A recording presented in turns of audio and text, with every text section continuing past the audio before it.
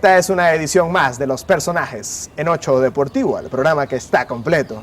Vamos a seguir dándole vida a la carrera de algunos grandes que tenemos en nuestro pequeño deporte. Un pequeño deporte que tiene a figuras como Jorge Luis Ayestas, que nos acompaña el día de hoy aquí en Los Personajes. Un gusto tenerlo por acá, ingeniero. Al contrario, gracias por la invitación. Ingeniero, aquellos tiempos en el Calasanz son inolvidables. Aquel muchachito que se inspiraba en su hermano para jugar baloncesto siempre están presentes. Cuando venía su hermano y en el garaje le ganaba, había un sentimiento de responder a esa derrota, porque estaba en una familia que, por cierto, fue bien unida, una familia bien consistente, de padres que estaban ahí para ver a sus hijos, pero sobre todo había ese espíritu deportivo porque su padre fue beisbolista, sus hermanos jugaban baloncesto y aquel niño no podía quedar fuera del rollo.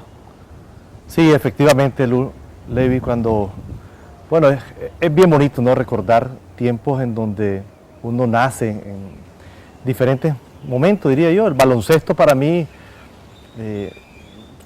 bien me puedo recordar cuando tenía 15 años, yo estaba en tercer año de secundaria y me acuerdo que jugaba efectivamente en el garaje de mi casa con mis dos hermanos y tal vez invitábamos a otras personas que vivían igual en el barrio y normalmente me ganaban mis hermanos, porque yo soy el menor, tengo 5 años de diferencia con mi segundo hermano, entonces la cancha estaba dentro del estacionamiento y era baja, entonces ellos la donkeaban y yo no tocaba ni el aro, entonces era difícil pues poderle ganar, pero yo creo que ahí nació, digamos, mi interés por competir, por destacarme y por ser cada día mejor con el baloncesto. La importancia de la familia. Aquel niño, Jorge Luis, creció en una familia con sus padres. Y cuando digo con sus padres, papá y mamá. Eran tiempos que probablemente aquel niño necesitaba de esa unión, necesitaba de un buen ambiente familiar como para poder conseguir éxito en sus estudios, poder conseguir éxito en lo que él hacía en aquel momento.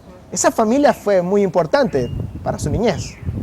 Bueno, yo diría lo es todavía, ¿eh? Afortunadamente mis padres están muy cerca de nosotros, somos 3 hermanos, Yalmar, mi hermano mayor, Salvador, mi segundo hermano, y mi persona.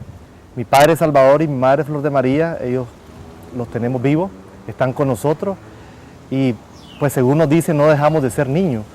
Y efectivamente el respaldo que tuvimos nosotros cuando éramos adolescentes dio pauta a lo que hoy en día somos nosotros, y nos exigieron bastante. Nos exigieron priorizar los estudios. Vamos, porque hoy día estamos de frente a situaciones tan reales, tan cotidianas, de las madres solteras, que el papá tuvo que irse a otro país a trabajar, o que ambos tuvieron que dejar a los hijos con la abuela.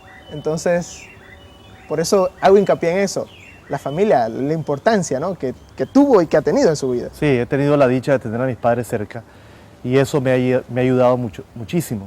Y es parte de lo que uno agradece a Dios, el que nos dé la oportunidad, porque en el transcurso de la juventud uno tiene que tomar muchas decisiones. Y los padres llevan una voz muy importante para estas decisiones, para poder encaminarse donde realmente uno ha logrado alcanzar. Y bueno, desafortunadamente hay personas que no tienen a sus padres, que no tienen a su papá o a su mamá, sin embargo también han podido salir adelante. En el colegio Calasanz estaba un niño que amaba el baloncesto y llegó a amarlo porque comenzó jugándolo en la casa. Pero ¿cómo un niño, un adolescente, podía ya ser el técnico del equipo? Bueno, estamos hablando de los años 80, en donde el colegio Calasanz tenía mucha promoción con el deporte y la parte integral de la familia. Y en ese momento recuerdo, en los años 85, 86, 87, teníamos todo el entusiasmo de poder participar me acuerdo que en aquellos tiempos se llamaban ligas estudiantiles de secundaria, y no teníamos entrenador. Entonces, bueno, yo me ofrecí a ser jugador y ser entrenador, y afortunadamente tuvimos un buen resultado. ¿Pero basado en qué? ¿Por qué? El entusiasmo, yo diría el entusiasmo natural de un muchacho inquieto. Ajá. Que quería competir y además de que tenía algún tipo de liderazgo con sus compañeros de equipo. Y nos enfrentamos con buenos equipos, ¿verdad? Y ganamos. Debo destacarlo, igual como perdimos con otros buenos equipos. Ahora, si era el técnico del equipo, usted sabía cuál era su posición. Y la historia dice que Jorge Luis Ayestas es uno de los mejores bases, mejores armadores que ha tenido este país. En el Calasanz ya empezaba a mostrar sus habilidades como armador. ¿Cómo fue descubriendo eso? Bueno, de alguna manera, a nivel de colegio ya podía competir yo en categoría juvenil y en algún momento fui selección nacional también. Yo recuerdo que cuando tenía 15 años representé a Nicaragua en categoría mayor y viajé a la Copa Centenario de Costa Rica, el Liceo de Costa Rica, a los 15 años, ¿verdad? Y eso a uno ya le permite ir agarrando mayor fortaleza, ¿verdad? Para poder ser más competitivos a nivel colegial. Y uno con la experiencia que va acumulando en otros países, ya uno ya puede también compartir esos conocimientos con sus compañeros de juego, en este caso con los compañeros del Colegio Calasanz.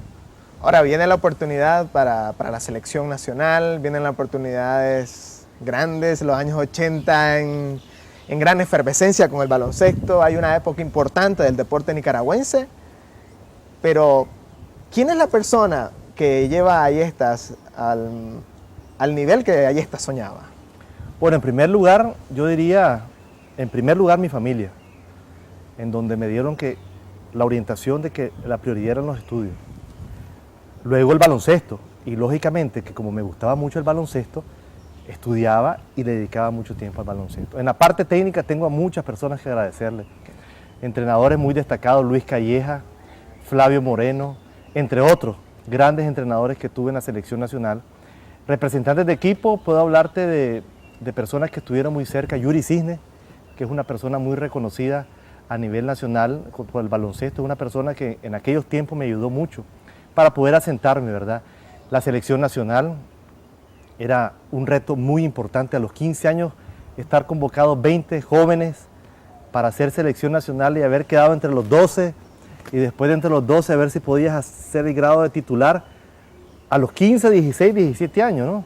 Que fue, digamos, el mayor reto que pude tener y fue donde efectivamente tuve oferta para poder aceptar una beca y viajar al exterior. Y antes de llegar a ese momento tan trascendental en su vida, aquí en Nicaragua, Jorge Luis Ayestas, entre lo que más se recuerda, participó en un equipo que se llamaba Astros. Y en ese momento los Astros eran un equipo de mucho nivel competitivo. Y Ayestas era el armador de ese equipo. Estar en un conjunto rodeado de tantos jugadores habilidosos, de tantos jugadores talentosos, ¿qué significaba para usted? Bueno, yo venía con la experiencia de la selección, porque antes de jugar con los Astros yo jugaba con un equipo que se conformó, que se llamaba Mitrans, bajo la, digamos, tutela del Ministerio de Transporte, claro, que estaba el comandante William Ramírez. Este fue un proyecto que se desarrolló y después del Mitrans yo formé parte de otro equipo que se llamaba Los Dantos, de baloncesto. Y en Los Dantos yo formé parte de la selección. Cuando yo viajo a México, yo regreso y el equipo que me abre sus puertas para jugar con ellos son los Astros. Mientras yo estoy jugando en México y tengo la oportunidad de viajar en vacaciones a Nicaragua, yo juego con los Astros y me encuentro con puros estrellas también, con puros jugadores de muy alto nivel, que es a los que hace referencia. Pero ya vengo con la experiencia, digamos, de la selección y de jugar en México. Ahora, hay detalles importantes que llevan a ese muchacho impetuoso a conseguir esa beca. Obviamente había gente siguiendo paso a paso qué era lo que estaba haciendo en la cancha. Pero ¿cómo se concreta esa oportunidad, probablemente la más grande de su vida? Sí, efectivamente la oportunidad más grande de mi vida. Me trae gratos recuerdos, porque yo recuerdo que yo estaba en el polideportivo, no jugábamos en ese día. Iba a ser si no me recuerdo, la final de Carlos Ulloa. Y de repente me mandaron a llamar en el palco presidencial, que dicho sea de paso estaba el comandante Ortega, para felicitarme, tanto a Paul Argüello como a mi persona, de el ofrecimiento que teníamos de una beca de la Universidad de las Américas de Puebla, una beca completa que cubría todos nuestros gastos, y él nos enseñó la carta, nos dijo que nos iba a apoyar para el viaje Estamos hablando del año 87. Yo viajo para México en el año 88, en enero. Y a partir de ese momento ya efectivamente es un cambio trascendental en mi vida. Vamos, pero, o sea, fue el presidente que te recibió y el presidente que te dijo, esta es tu oportunidad. O sea, eso también era como que, hey, no puedo dejar pasar esto. Habían personas detrás de todo ese ofrecimiento que hacían que aquel chaval, pese a que no tenía tanta experiencia en su vida, dijera sí, Sí, al chance. sin ninguna duda. Y Dios me puso a mis padres para que en ese momento estuvieran con... No fue difícil tomar la decisión, eso es lo que... Bueno, lo que sucede, Levi, que a esa edad uno ve otras cosas también. Y fácilmente se puede... No, porque no era fácil dejar la novia Claro. que tenía. Ahí está. Dejar el entorno que uno tiene, Claro. la familia, las comodidades. Es difícil poder tomar la decisión. Sin embargo, cuando uno dice, tengo el respaldo de mis padres, uno no puede dejar de aprovechar esto. Y más aún cuando sabe que es el futuro de uno, que está encaminando esta oportunidad que se presenta, que como ya se ha conversado en muchos lugares, las oportunidades a veces solo llegan una vez. Y en este caso yo quise agarrarla y gracias a Dios tuve la oportunidad de coronar mi carrera. Y llegando a México hay otro entorno, bien lo ha dicho, hay un ambiente diferente. Y el reto de rendir en los estudios y rendir en el equipo de baloncesto. Y no solo rendir, sino que demostrar que mereces esa beca, que mereces la oportunidad. Hubo momentos difíciles ahí en México. Duro. Y durísimos, que hoy los televidentes de 8 Deportivos se van a dar cuenta cuáles fueron. Sí, y lo puedo decir abiertamente esto. En primer lugar, un infinito agradecimiento a mi coach, que en paz descansa, Mo Williams, quien dicho sea de paso tenía leucemia, pero él siempre apostó a mi calidad como deportista, a mi calidad como profesional y puso las manos al fuego por mi beca. Efectivamente uno se encuentra con jugadores muy calificados en México y cuando uno es extranjero ya tiene una, digamos, desventaja para poder competir ahí. Y en mi caso, en mi posición, la persona que ocupaba la titularidad era el hijo del entrenador. Entonces el lograr ocupar ese espacio de ahí era bien complejo, tenía que demostrarlo no una vez, sino que muchas veces. Y tuve la gran suerte de que lo pude hacer a corto plazo y durante mis 5 años que estuve por allá fui titular de la selección de la universidad. Y también como joven, un chaval de 17 años que va a otro país, se le abren los ojos, se le abren oportunidades, pero se le abren también las tentaciones. ¿Cómo lidiar con tantas cosas que están ahí a tu disposición? ¿Cómo lidiar con la fama que tenía dentro de del entorno universitario? Porque indudablemente estar entre los 5 mejores o los 5 más destacados, los 5 titulares, llama la atención. Y llama la atención de todo a su alrededor, incluso de vicios, incluso de aquello que te puede desencarrilar. Sí, yo diría que, bueno, para presentar un poquito la situación, complementario a lo que decía, era el deporte de la universidad, el deporte número 1 de la universidad. Era el equipo de los mejores de México. Es decir, que no solamente el ambiente universitario, sino que el entorno de Puebla y en algunos casos cobertura hasta de México. Y yo te diría, te lo resumo en 2, 3 cosas importantes. Primero, Dios. El estar, como decimos nosotros, pegado a la base con el hombre. Pero las tentaciones, eso no significa que no existen, ¿verdad? La familia, mi padre y mi madre, mis hermanos y los verdaderos amigos. Porque efectivamente, te imaginas un partido que comienza a las 8 de la noche, un clásico de Puebla, UDLA, UPAEP, Universidad de las Américas Puebla contra Universidad Popular Autónoma del Estado de Puebla, era un lleno increíble.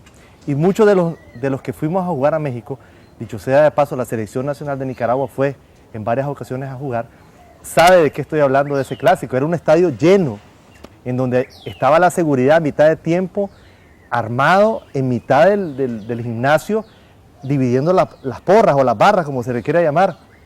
La presión fuertísima, los rectores sentados en cada lado.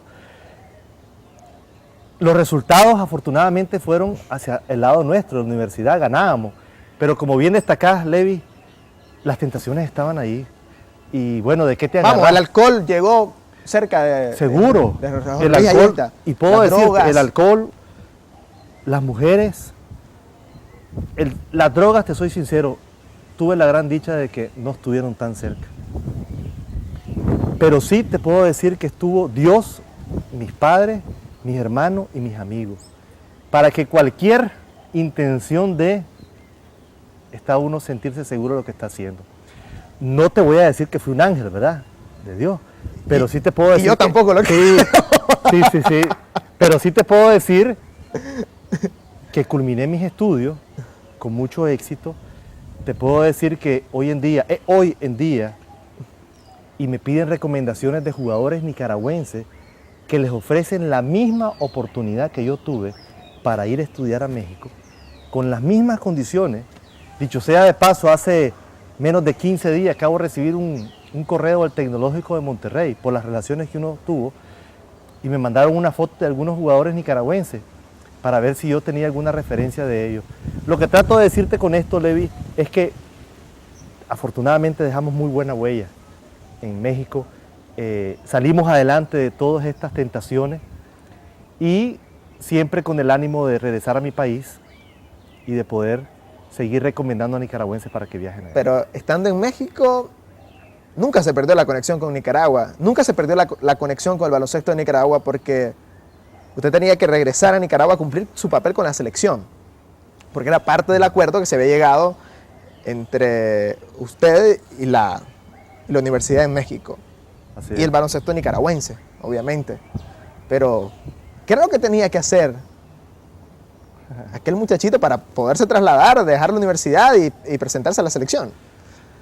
Bueno, primero es venir con un rendimiento igual o mejor de que me fui. A eso voy, porque si estás jugando en México y estás en otro nivel, se pone con mejores entrenadores, enfrentándote a mejores, entonces ya tiene que venir evolucionado. Tiene que mostrar un mejor nivel que a cómo se fue. Así es. Y habían cosas interesantes, que esos son los interiores, ¿no? de esta gira. Cuando yo tenía que regresar, había una fecha, digamos, de inicio de los Carlos Ulloa, y la universidad programaba su venida. Vamos a suponer que el inicio era el 10 del mes de septiembre. La universidad decía viajamos el 8. A partir del mes de agosto, del 15 de agosto, comenzaba la parte técnica. Y yo venía a representar a Nicaragua. La universidad se enfrentaba contra Nicaragua, es decir, que se enfrentaban contra mi persona. En determinado momento, antes de viajar, yo ya no podía seguir entrenando con el equipo. Es decir, un mes antes yo tenía que hacer por mi propia cuenta mi condición física, mi preparación técnica, y gracias a Dios creo que mi rendimiento por estos lados fueron bastante aceptables. Vamos a hacer una pausa aquí en los personajes de 8 Deportivo y regresamos enseguida con más de Jorge Luis Ayestas.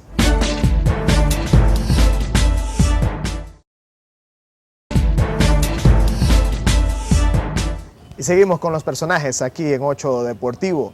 Y seguimos con Jorge Luis Ayestas, uno de los mejores basquetbolistas que ha tenido este país, pero aquel jugador que estaba obteniendo la experiencia en México, aquel jugador que tenía que demostrar un mejor nivel, tenía un reto más y era casualmente con ese equipo que mencionaba anteriormente, los Astros.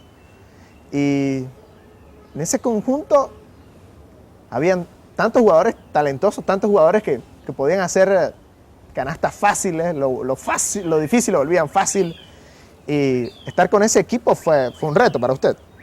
Totalmente. Para mí era casi estar con la selección nacional. Es decir, por lo menos los 5 jugadores titulares, 3 de ellos eran titulares de la selección nacional. Paul Argüello, mi gran amigo, una persona a quien le tengo muchísimo respeto y con quien compartí más de 10 años de la selección nacional, estaba presente con los Astros. Y en ese entonces había tanta competencia en ese nivel que existía un jugador que se llama Jesse Evans, considerado uno de los mejores en esa posición y que podía hacerle competencia a usted en aquel momento. ¿Había una rivalidad con Jesse Evans? ¿Había comparaciones a cada momento con Jesse Evans y Jorge Luis Ayestas? Bueno, normalmente hay comparaciones entre jugadores destacados. Y Jesse tuve el gusto de conocerlo cuando regresé de México, porque es un muchacho más joven que yo, un muchacho muy competitivo, con muchas cualidades, hicimos selección nacional y alguien a que por algún motivo se retiró muy joven, diría yo, ¿verdad? Pero no, ningún tipo, más allá del campo de juego en donde el otro equipo es tu rival y tenés que demostrar de que vos sos mejor que ellos o querés ser mejor que ellos, pero más allá de eso, no es una persona, un profesional calificado. Me da mucho gusto verlo porque recientemente lo vi para un servicio que necesitaba, pero no, más allá de eso, al contrario, mucho respeto. Vamos, porque la gente de esa época podía hacer comparaciones. Vamos, ¿qué tiene Ayestas? Ayestas tiene muy buena habilidad, muy certero al dar el pase, la vista que necesita el armador, aquella vista periférica que puede ver dónde están ubicados los hombres que pueden encestar mejor. Y Jesse Evans, un jugador integral, un jugador que tenía defensiva. Y voy a los aspectos técnicos del juego. Gente de esa época dice que Ayestas evitaba el contacto físico. Gente de esa época dice que Ayestas no defendía tan bien como lo hacía Evans. Bueno, hay son opiniones, ¿verdad? Sí, son opiniones y no tengo la menor duda que está muy cerca la verdad. Pero le corresponderá a ellos evaluar. No soy yo la persona más ideal para poder evaluar eso. Sí te puedo decir que estuve en la selección 10 años. Estuve con grandes jugadores. Vamos, ¿cuál era el armador ideal de esa época? Hoy el baloncesto ha cambiado mucho y no me gustaría comparar con lo que hace guardando la distancia, un Jason Kidd o lo que hacía John Stockton hace 10 años en la NBA. No me gustaría compararlo. Sí. Sin embargo, quiero saber cuál era el armador ideal de esa época, porque me hablan tantas cosas de Evans que me hacen pensar que era un jugador integral. Pero cuando me dicen que era aquel armador que evitaba tanto el contacto físico, que no iba al inside, que tenía algunos problemas defensivos, entonces yo quiero saber cuál era el armador ideal de esa época. Reitero, Levi, no soy yo la persona más ideal de decirlo. Sí te puedo decir, a ver, de aquellos tiempos, de los Carlos Ulloa, Jorge Sequeira, excelente defensivo, una persona que tenía mucha técnica para poder hacer los lanzamientos, entrenaba fuerte. Después de los Carlos Ulloa, yo puedo decir, Jesse es un jugador muy destacado, guardando la distancia, porque me tocó jugar con Ray Wilson en el equipo. No sé si te acuerdas en los Astros Victoria. Era Ray Wilson. Yo no me acuerdo, yo solamente escucho. No sea mentiroso porque ya estabas en el deporte, o no sé pues. Pero Ray Wilson era el manejador, yo era alero en los Astros. Y cuando necesitaban fortalecer, yo pues me involucraba, o de repente jugábamos con dos manejadores arriba. Correcto. Con Jesse en la selección creo que jugué, no tengo bien clara la memoria, pero a ver, voy a aclarar un punto, ¿verdad? Contacto físico, a ver. Sí. Hay varias personas que me vieron jugar y saben que no era de los que me iba a exhibir para golpear a alguien. Ajá. Lo que sí te puedo decir es que no me quedaba con un golpe. Bueno. Eso te lo puedo garantizar. Tal vez no en el momento que lo esperabas, pero México fue una muy buena escuela para eso. Okay. Tuve que aprender a aguantar mucho. Y probablemente donde no me estaba viendo o donde no me veían los árbitros, ahí sucedía algo importante en donde las cosas se ponían en su lugar rápidamente. Aquí hay varias historias de las cuales no me gustaría recordar, pero aprendí a jugar físicamente también y fui entrenado para ese tipo de juego. Qué bueno, ¿verdad? Que la propia persona que jugó pues nos hable de eso. Pero, ¿cuándo fue que Ayestas tuvo que cargar con un equipo o no se le llegó esa oportunidad? Vamos, porque los Astros eran un equipazo. Y yo me meto tanto en ese equipo, insisto tanto en ese conjunto porque habían tantas estrellas. Pero, ¿cuándo fue que Ayestas tuvo que cargar con un equipo? No, nunca. Siempre tuve que ser uno más del equipo. Mi rol era hacer que el equipo jugara. Ajá. Y que metieran y que ganáramos. Ese era mi rol, dirigir. Si dentro de eso me tocó tomar responsabilidades para que la canasta fuera la mía o fuera de otro, bueno, me siento orgulloso. Perdí muchos juegos también, pero no, para serte sincero, una carga del equipo no la tuve. Tuve buenos resultados. Tengo que dar los méritos a mis otros compañeros de equipo, que como te darás cuenta, el manejador tiene mucho que ver con que la pelota entre, ya Sí. sea por uno o por el pase que uno da. Claro. Y en esa época, bueno, el baloncesto de la NBA tenía la rivalidad Lakers-Celtics, la gran algarabía que podía estar causando Magic Johnson. En aquel momento, Kareem Abdul-Jabbar, los chicos malos, Dumars y toda esa gente de los Pistones que causaron un impacto grande en los años 80.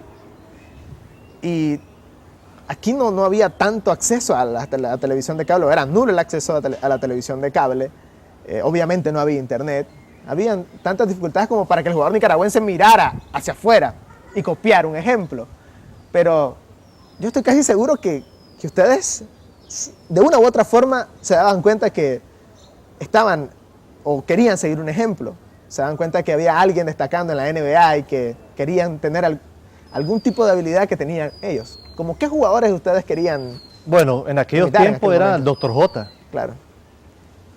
Magic Johnson, un poquito más para acá, Michael Jordan, su majestad, Kobe Bryant, LeBron James, y varios de ellos tuve la oportunidad de conocerlos personalmente, pero por lo menos de los que más recuerdo en mi tiempo de los 80 era el Dr. J, Claro. con los Sixers de Filadelfia. con los Sixers de Filadelfia, con su dunking del helicóptero, con sus jugadas espectaculares y con su pelo afro inmenso, era el Dr. J. Y siempre uno, cuando está hablando con grandes personalidades deportivas, con los personajes del deporte, en este caso, uno dice, hey, llega el momento del retiro. Llega el momento que Ayestas culminó su carrera, ingeniero en sistemas, logró una meta que se había planteado en un momento, pero el baloncesto era vigente en su vida. Ahora, nunca ha anunciado su retiro. Yo no sé cuándo fue su retiro. No me he retirado todavía, Levi. No me he retirado todavía. No, nunca lo hice. La verdad que se presentaron momentos tan bonitos de la vida de uno como es el matrimonio, como son los hijos, como es la profesión misma de ejercerla uno. Claro. Y bueno, uno se distancia de las canchas un poco en la parte activa y sin decir adiós, porque no lo he dicho todavía, se va retirando poquito a poco de lo que es la parte activa del baloncesto. Imagínate que mis inicios demandaban de 5 a 7 horas de entrenamiento y al final 1 hora con dificultad. Dije, no merece toda esa gente que me tuvo mucho cariño, no merecen los fanáticos que llegaban a ver la selección nacional, los que llegaban a Carlos Ulloa, que uno se despida no en su mejor momento o en su etapa donde todavía la curva no va bajando. Y bueno, lo que hice fue retirarme del baloncesto, no me despedí. ¿Por qué? Porque siempre, por lo menos en mi caso, tenía la ilusión de poder regresar a las canchas, pero no se pudo. Pero una persona tan preparada, tan inteligente, tan profesional, sabe qué es lo que es, sabe qué momento está pasando. ¿Por qué no? Bueno, ¿Por qué no expresarlo ante todo ese público que te vio, ese público que te admiró? porque tal vez regreso. No me he retirado, me he distanciado de las canchas. No, yo diría porque no se presentó el momento. Okay. Me hubiese gustado retirarme anunciado. Me hubiese gustado retirar en mis mejores condiciones y no me sentía con las mejores condiciones. Es decir, mi tiempo que le dedicaba ya al baloncesto ya era un tiempo mínimo. Ya estaba más enfocado a mi familia, a mi esposa, a mis hijos, a mis padres, a mis hermanos. Y la verdad que se pasó el tiempo y no hubo momento de retiro. Tal vez cuando lo pude haber hecho, ya mis condiciones ya no estaban para que la imagen quede de lo que fueron los mejores tiempos míos. Ahora, después del baloncesto, después de coronar una carrera, vinieron nuevos retos. O sea, cuando alguien se gradúa de la universidad y se gradúa con méritos, siempre quiere ejercer y llevar esos conocimientos a la práctica. Pero nunca se desligó del deporte. Vino aquí y llegó a ser dirigente, vicepresidente de la FENIVAL. Así es. Y ahí estuvo metido en cosas muy difíciles también. Y que yo sé que a lo mejor a usted se le puede hacer difícil ahorita entrar en detalles sobre eso, pero indiscutiblemente ahí estuvo en la dirigencia del deporte nicaragüense como vicepresidente de la FENIVAL. Sí, yo ¿Cuánto vine... fue su aporte desde esa butaca? Bueno, la historia va a decir mucho de eso, pero te puedo decir que lo que hice, lo hice de la mejor disposición que tuve, con la mejor buena fe que tuve y como deportista que fui. Yo espero que Vamos, ¿qué la historia avance se encargue. tuvo el baloncesto cuando usted fue vicepresidente? Primero se tuvo la personería jurídica, Ok. que en ese tiempo solo éramos 2 o 3 federaciones. Segundo, de alguna manera, todo lo que había estado ocurriendo, todo lo que se manejaba en los medios con respecto a la dirigencia del baloncesto, de alguna manera la logramos no hablar de ello, de lo que se había hecho o de lo que se decía que habían hecho mal, dedicarnos a trabajar y a que Nicaragua volviera a ocupar un puesto importante en FIBA, en la Federación Internacional de Baloncesto. Siempre hay sus tropiezos y más aún en sociedades en donde el avanzar a veces es un problema. Es decir, prefieren mejor ver el retroceso de las organizaciones, de las empresas, y uno a veces se desgasta y ese tiempo, la verdad que es un tiempo que uno le dedica con pasión, es tiempo que no le doy a la familia o no le dedico a la empresa. Entonces ya uno dice, en mi caso dije, esos 7 años que le dediqué a la dirigencia del baloncesto, ahora vamos a dejar tranquilo el baloncesto y que hay otras áreas en donde uno quiere fortalecer, como es el American College, la universidad a la cual soy parte y de la cual me siento orgullosa de haberla fundado, ser parte fundadora, a la educación de este país, a nuevas oportunidades que se abren en otros deportes también. Vamos, pero 7 años en la federación, o sea, no fueron color de rosa, hubo problemas. Y estoy frente a una persona muy capaz, muy profesional, y algo que no se puede quitar de la historia del baloncesto fue la disputa o fue el problema Helio Montenegro, Zambrano, o Zambrano, Helio Montenegro, y usted estaba ahí. En una sola palabra, sin entrar en tantos detalles, ¿cómo puede usted calificar ese momento difícil que pasó el baloncesto, en toda esa disputa, en toda esa polémica que existió tantos años? Fue una linda experiencia, porque las cosas se resolvieron como se tenían que haber resuelto, y es conversando. Te lo resumo en esto. Nosotros viajamos a Puerto Rico, nos entrevistamos con FIBA y se resolvió de la mejor manera. Los problemas no estuvieron ahí, paradójicamente, ¿verdad? Sin embargo, creo yo que encaminamos el baloncesto a algo que se puede manejar de una mejor manera. Fui fundador de lo que en aquel momento se hizo como Asociación de Clubes de Baloncesto y que tuvimos llenos completos.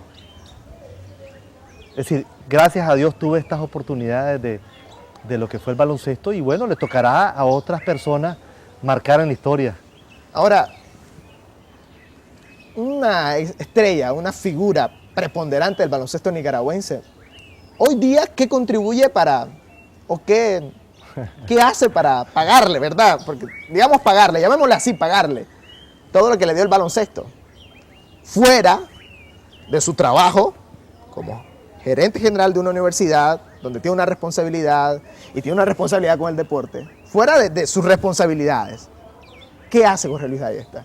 Muchas cosas, pero prefiero mejor mantenerlas porque la idea son cosas, digamos, personales, familiares y sigo involucrado, sigo buscando cómo corresponderle lo que yo un día recibí.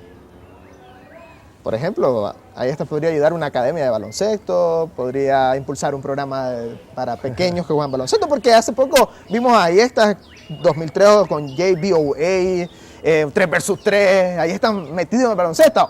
Hoy vemos a un Ayesta muy involucrado con el béisbol. Hoy día Ayesta es consultor de Major League Baseball. O sea, estamos de frente a un Ayesta que está conectado muy bien con el béisbol.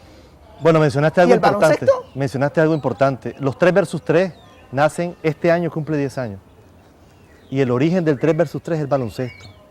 Y este año seguimos haciendo baloncesto. Es decir, que nunca he dejado el baloncesto en 10 años. Y te puedo garantizar algo, nunca lo voy a dejar. Tal vez no visible, pero sí seguiré involucrado con el baloncesto. Es importante saber eso de una persona que logró tanto con este deporte. Una persona que, ¿puedo llamarle, le debe tanto al baloncesto? Pues, ¿Puedo? sí, no, seguro, seguro, seguro. Para mí el baloncesto ha sido una herramienta que utilicé en mi vida para llegar a ser lo que hoy en día soy. Y utilizo muchas de las estrategias que se ocupan en un partido de básquetbol, se ocupan en el mundo empresarial, hoy en día. Pues te puedo ocupar palabras muy elegantes, ¿no? Teamwork, el trabajo en equipo, empowerment, ¿a quién le paso la pelota? ¿A Paul Argüello o a Germán Mullin? ¿A quién le asigno el trabajo, verdad? Vamos, cuando se trata de entrevistar a un personaje de este tipo, yo como joven, nací en 1984, en el 84 ya ahí estás, era una estrella del baloncesto. Entonces uno como joven viene y habla con la gente de esa época. Y de repente me encuentro con alguien que me dice, bueno, pero ahí está, hoy es un prepotente. ¿Usted considera dentro de su personalidad la prepotencia? No, en lo más mínimo. Lo que pasa que, bueno, he tenido muchas. O Cerro Luis Ayesta es estar de frente a tantas personas que, oye, que no compartieron lo que vos hiciste o que no están de acuerdo con algo que vos hiciste. ¿Es eso? Pues, la gente que me conoce sabe, pero yo respeto ese tipo de... Claro. Acordate que en los partidos a uno le dicen de todo, ¿no? Claro. Sin embargo, hay gente que me dice que soy bien humilde, la gente que me conoce. Hay gente que me dice que... Igual, yo me he escuchado gente que dice que soy distante de ellos. Pero depende de uno, ¿no? Depende... Pero te invitaría que a las personas más allegadas... Porque, o sea, al ser Jorge Luis Ayesta y la posición que tiene hoy día, que se la ha ganado con mucho sacrificio, siempre estás de frente a las personas que, reconocen todo el esfuerzo que has hecho durante años. Y otras personas que opinan diferente. Sí, sí, sí. Al estar en una gran posición o al haber llegado al éxito. Pero siempre estuvo preparado para que alguien lo criticara, para que alguien hablara algo que no le gustara. Ustedes nos ayudan mucho. Bueno, mi experiencia con los medios de comunicación, con los periodistas, fue desde joven. Y es permanente. Es decir, eso es permanente en todos los ámbitos donde uno se maneja. Y me imagino que no estoy exento mañana a ser calificado de la misma manera. Pero yo les pido que tengan la oportunidad de conocerme un poquito más y se darán cuenta de que detrás de este prepotente o detrás de esta persona que es humilde o sencilla, hay alguien que lo único que desea es crecer y tratar de contagiar a más personas para que crezcan también. Eso es la educación, Levi, eso es lo que estamos haciendo desde el American College nosotros y me siento orgulloso de eso. De repente, el hecho de que que tenga que tomar decisiones, yo te puedo contar muchas historias de ese tipo, ¿verdad? Sí. Como te puedo contar historias en donde se dan cuenta de que uno lo que quiere es ayudar. Yo tengo historias de entrenadores de selección nacional que llegaban con aliento alcohólico a un entrenamiento, y lo cual era inaceptable por mi persona. Y ese tipo de cosas se puede ver como algo incorrecto, pero de repente tenías que darte tu lugar. Ahí es donde yo le veo el sentido, porque uno tiene que comprometerse con la calidad. No tengas la menor duda que de Vicente Padilla, guardando las escalas, ¿verdad? Yo no, ni cerca les he llegado. Denis Martínez, hoy en día Ever Cabrera, te encontrés con personas que también puedan expresarse de esa manera, pero afortunadamente los conozco y sé que son personas muy sencillos también. Ok, gracias, Jorge Luis.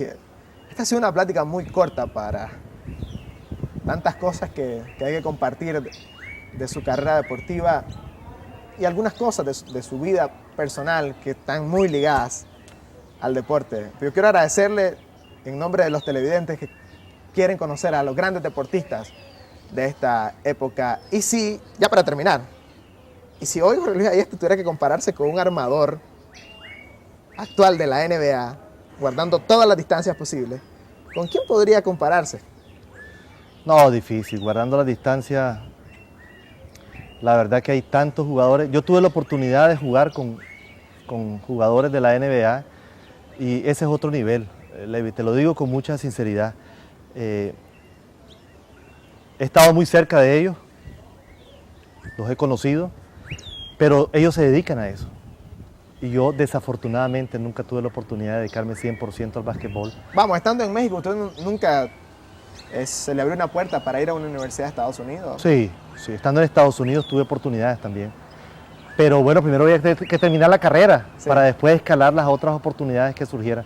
Y aprovecho para agradecerte más bien esta oportunidad que me da, y mandar un saludo muy especial a todos los amigos de tu programa, especialmente a los amigos que nos conocieron cuando estuvimos en los Carlos Ulloa, que es el tiempo que más se recuerda. Sí, fue como que el momento dorado del baloncesto. Exactamente, y especialmente yo quiero agradecerle a mi familia por todo el apoyo que recibí.